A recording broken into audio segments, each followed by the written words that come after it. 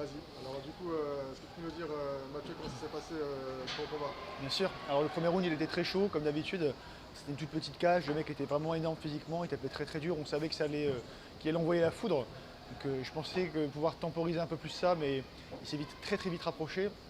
Donc au début, il a envoyé des belles tartines. J'ai réussi à temporiser un petit peu. Je savais que ce genre de profil-là, ça se fatiguait assez vite. Donc j'ai essayé de rester un petit peu en lutte, rester collé contre la cage. Ensuite, j'ai travaillé un petit peu en mode bagarre aussi.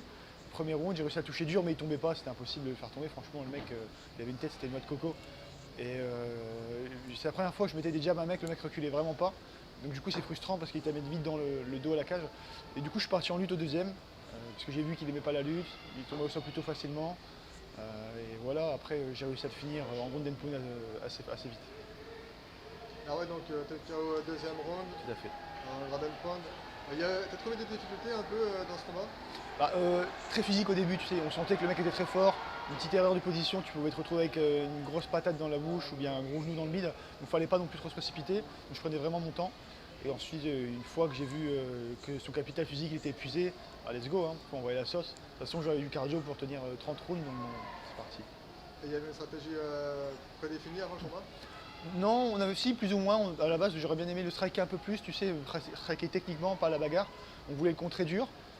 Mais il rentrait vraiment vite, j'étais vraiment vite acculé, donc j'ai pas réussi à le contrer assez vite en anglaise.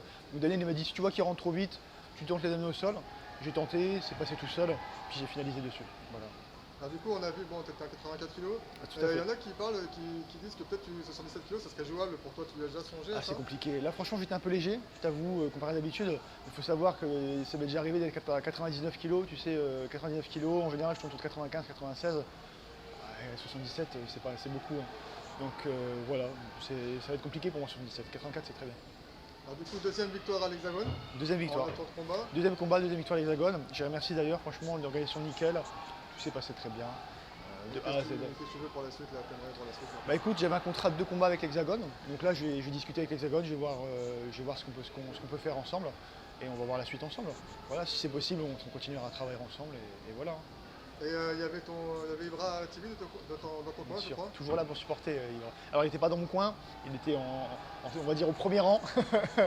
Mais toujours là pour supporter. C'est la famille, hein.